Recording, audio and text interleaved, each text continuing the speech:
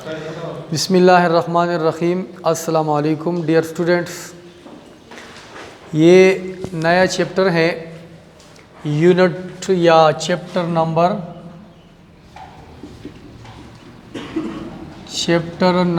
18। ठीक है, second year level है, KPK लेवल।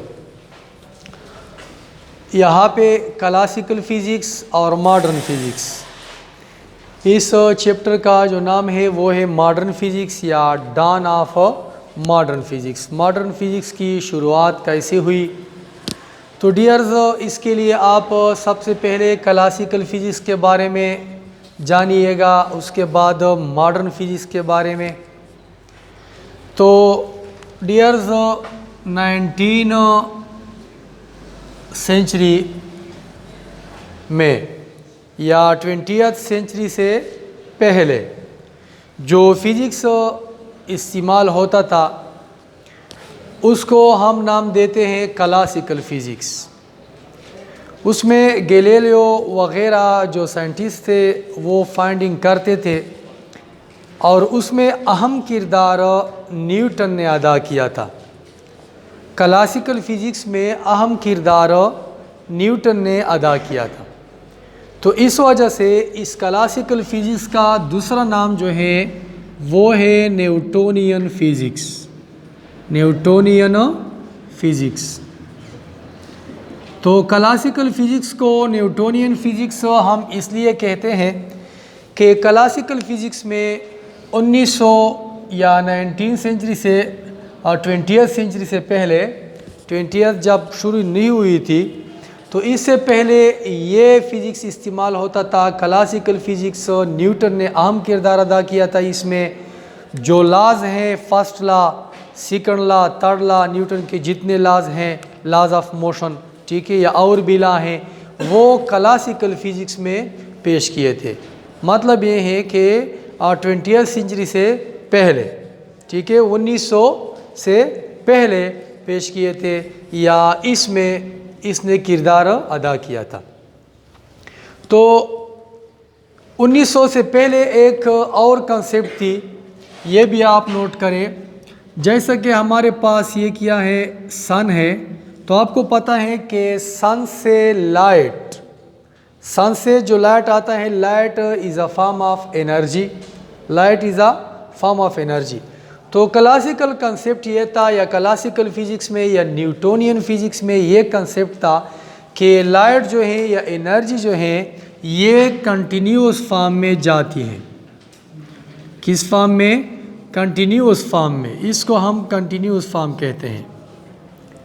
तो ये क्लासिकल कंसेप्ट था कि एनर्जी एक जगह से जो दूसरी जगह जाती है तो ये कंटिन्यूस फॉर्म में जाती है।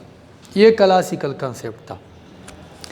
लेकिन डियर, मॉडर्न फिज़िक्स जो है उसमें ये है कि एक तो ये है कि 1900 के बाद जो फिज़िक्स हम इस्तेमाल करते हैं मॉडर्न लेवल पे, तो उसको हम मॉडर्न फिज़िक्स का नाम देते हैं। लेकिन ये क्लासिकल फ़िज़िक्स जो है ये अब ख़त्म नहीं है, अब भी इस्तेमाल होता है। लेकिन 1900 के बाद आपको पता है कि एक साइंटिस्ट था मैक्स प्लांक। मैक्स प्लांक ने एक थ्योरी पेश की जिसका नाम है Planck quantum theory. Planck quantum theory, उसने एक थ्योरी पेश की इस क्लासिकल कंसेप्ट के बारे में। उन्होंने कहा कि ये एनर्जी जो है लाइट, ये कंटिन्यूस फॉर्म में एक जगह से दूसरी जगह नहीं जाती, कंटिन्यूस फॉर्म में नहीं जाती। उन्होंने बताया था कि ये डिस्क्रीट फॉर्म में इस तरह, ठीक है, इस तरह जाती है। ये डिस्क्रीट फॉर्म है। डिस्क्रीट फॉर्म का क्या मतलब है? Packet form. ये पैकेट फॉर्म है, देख सकते हैं आप। तो मैक्स प्लांक ने कहा, डियर्स, मैक्स प्लांक, ये साइंटिस्ट का नाम है, 1900 में उन्होंने ये थ्योरी पेश की, Planck quantum theory. Planck quantum theory.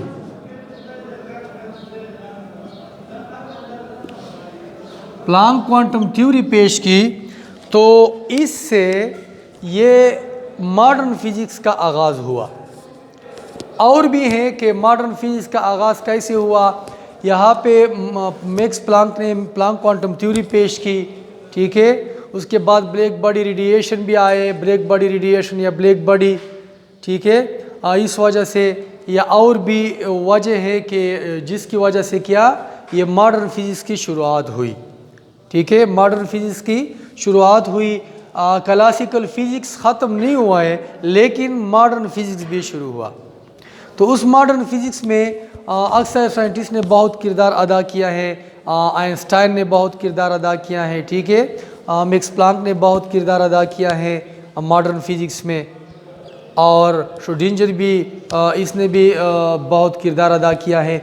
लेकिन असल वजह जो है वो ये है कि यहाँ पे एनर्जी जो एक जगह से दूसरी जगह जाती है, किस फॉर्म में, कंटिन्यूस फॉर्म में। ये क्लासिकल कंसेप्ट था, क्लासिकल फिजिक्स में ये कंसेप्ट था। लेकिन मैक्स प्लांक ने बताया कि नहीं, ये कंसेप्ट जो है ये ठीक नहीं है। उन्होंने ये कंसेप्ट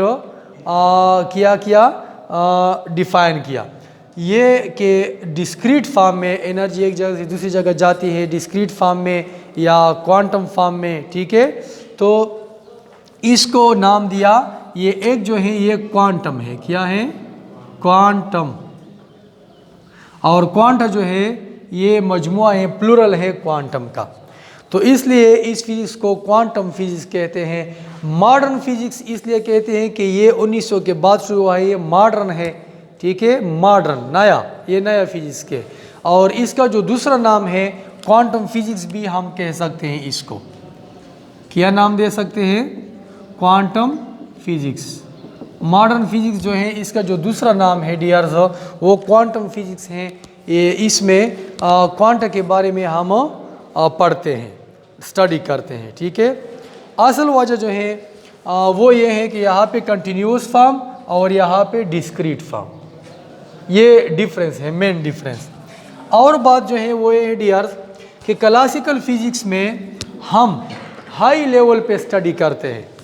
हाई लेवल पे, लेवल का मतलब ये है कि यहाँ पे मैक्रोस्कोपिक लेवल है, मैक्रोस्कोपिक लेवल।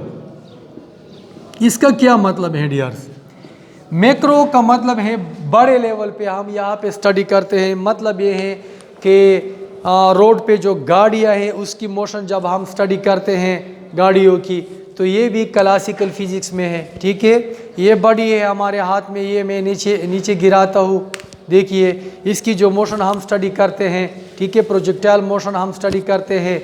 ये किस में आते हैं, ये क्लासिकल फिजिक्स में आते हैं, ठीक है। लेकिन डियर्स मॉडर्न फिजिक्स में या क्वांटम फिजिक्स में हम लो लेवल स्टडी करते हैं। मतलब ये है कि लो लेवल मोशन जो है, लो लेवल का मतलब ये है कि इलेक्ट्रॉन की मोशन, प्रोटॉन की मोशन, ठीक है, फोटॉन की मोशन। तो ये जो हम स्टडी करते हैं ये हम मॉडर्न फिजिक्स में या क्वांटम फिजिक्स में हम स्टडी करते हैं।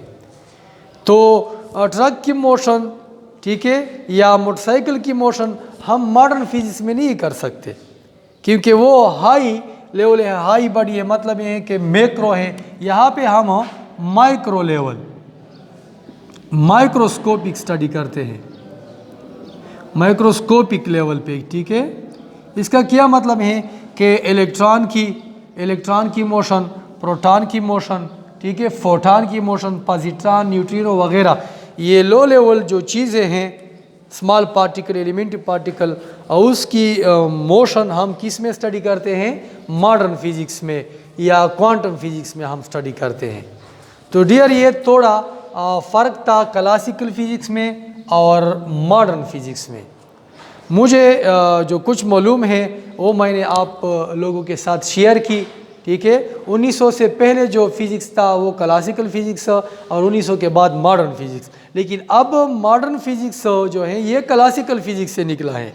अब क्लासिकल फिज़िक्स ख़त्म नहीं है, ठीक है, ये पहले से था, इसलिए हम क्लासिकल फिज़िक्स, मतलब ये है कि पुराना फिज़िक्स।